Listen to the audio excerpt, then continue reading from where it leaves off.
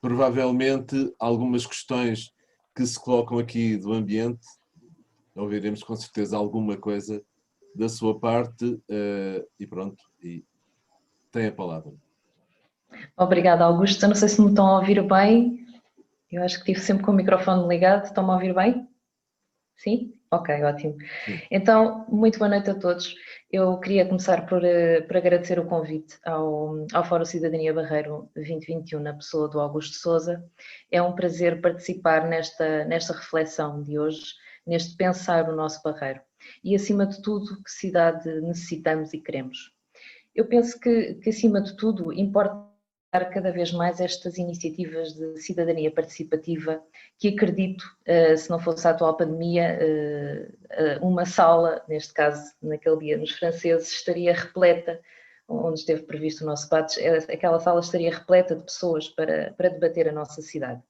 E acrescentar com convicção que numa democracia representativa, a qual só o é se garantir a maior pluralidade de forças com representação e expressão social, há espaço bastante para que se pratique e se incentive a democracia participativa, a organização de exigências, de respostas e de alternativas que se possam fazer ouvir e estar presentes no que toca a processos de decisão. E temos, neste aspecto, temos tido exemplos recentes de sucessos de participação cidadã, em que um grupo considerável de cidadãos se organizou e conseguiu mobilizar as populações para causas importantes e cruciais de desenvolvimento das suas regiões. E aqui referia a plataforma cívica do aeroporto da BA6 Montijo Não e a plataforma Abrancamp é de Todos. No que diz respeito ao aeroporto, e também já foi aqui falado, o Governo já afirmou, e cito recentemente, afirmou, face à pandemia e à perspectiva de dentro de alguns anos se poder retomar a atividade aeroportuária à data anterior à crise pandémica, o tempo que temos pela frente permitiria ponderar a eventual avaliação ambiental estratégica do processo do Montijo. Ora, claro que neste caso a pandemia veio desacelerar e muito todo este processo em torno do aeroporto, da localização do aeroporto, pela quebra dos números do turismo e, por conseguinte, a diminuição da pressão sobre o aeroporto da Portela. Mas acredito também convictamente que se não fosse a pressão desta plataforma que alertou e que mobilizou a população para este problema à escala local, regional e nacional, juntamente com o apoio de algumas autarquias, infelizmente não todas afetadas por este projeto, ele não teria recuado da forma como hoje recuou. O projeto do aeroporto na base aérea do Montijo é um exemplo a nível nacional em que o poder económico e privado se sobrepõe ao interesse das populações e domina por completo o poder político. E porquê? Porque em total desrespeito pela qualidade de vida das populações, a escolha desta localização nunca obedeceu a critérios onde o interesse público tenha prevalecido ou sequer tenha estado presente.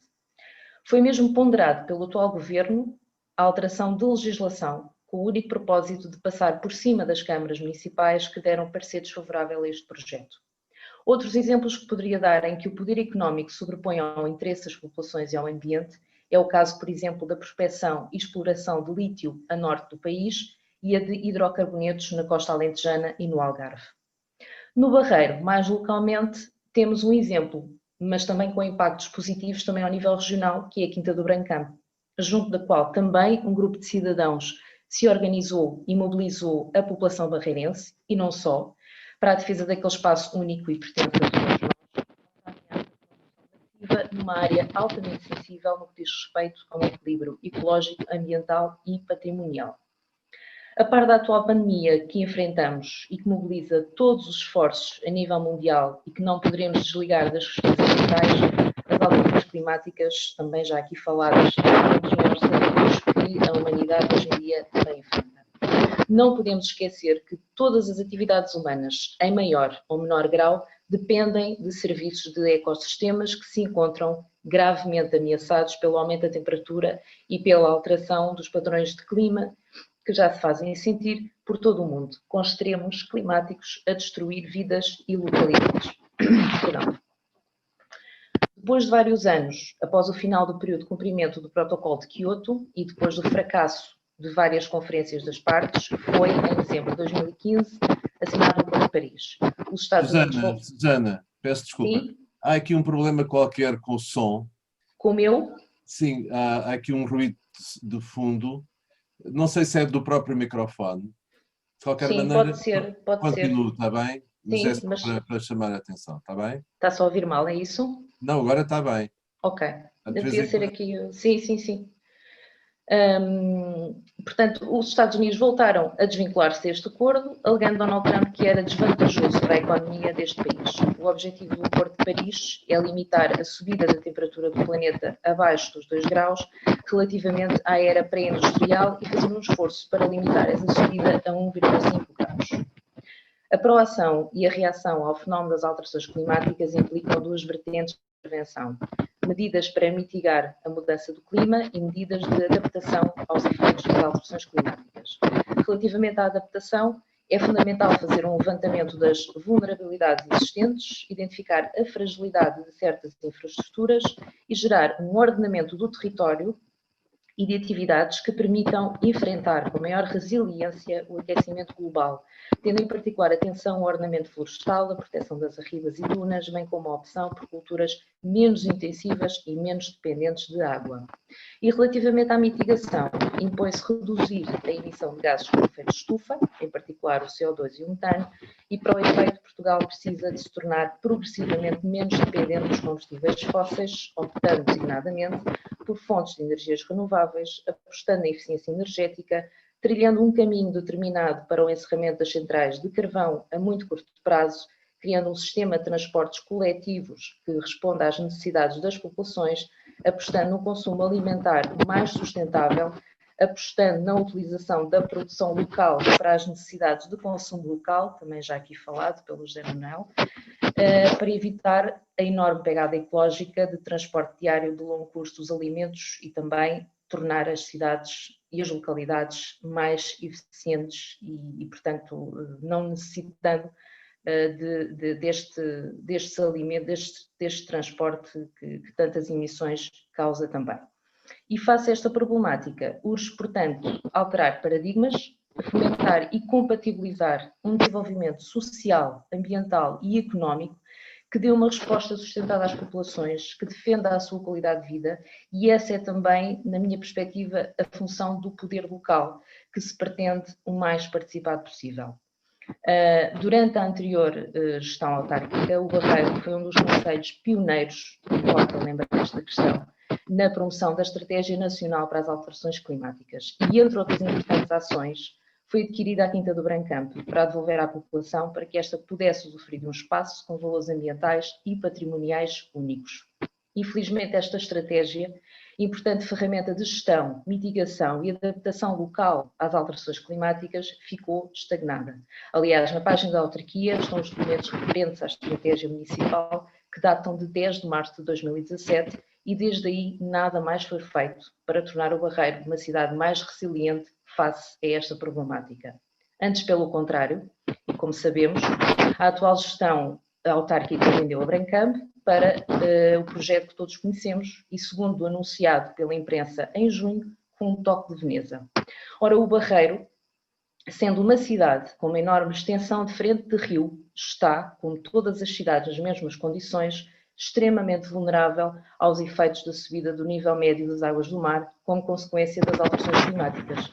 Não é admissível, face aos cenários, e se calhar também respondendo ali ao Escoval, não é admissível, face aos cenários que já não são bem cenários, não é? São infelizmente realidades, que se pretenda construir massivamente habitação em pleno leito de cheia, junto ao rio, quando em locais onde isso em tempos era permitido, se está a proceder um recuo, as expropriações e, em alguns casos, a demolições, no sentido da proteção das populações e dos seus bens.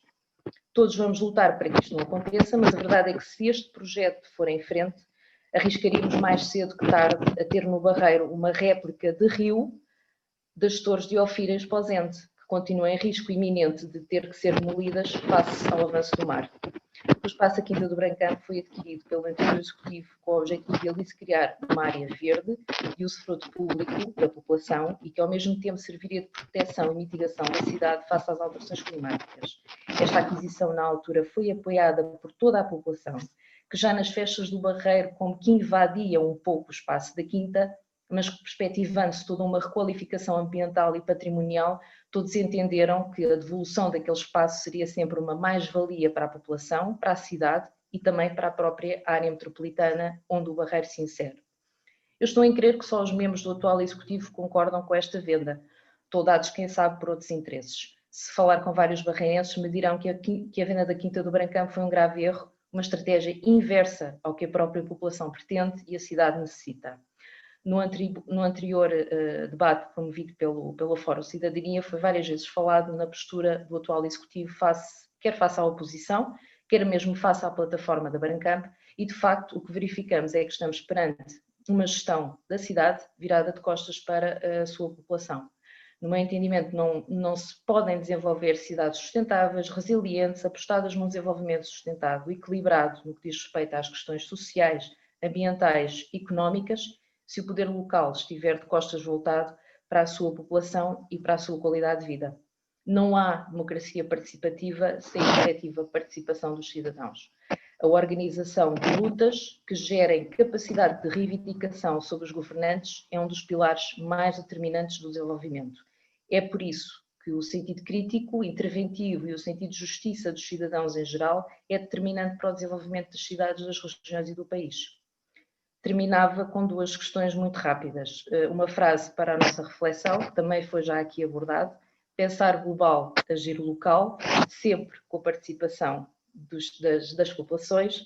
E ao tema do nosso debate, poder local participado, uma alavanca para o desenvolvimento económico sustentável e inclusivo, valorizando o trabalho e protegendo o ambiente, acrescentava o social, pois quer queiramos, quer não, são os barreirenses que constroem a cidade, que têm todo o potencial para ser uma economia local, diversificada, mais resiliente e sustentável. Obrigada.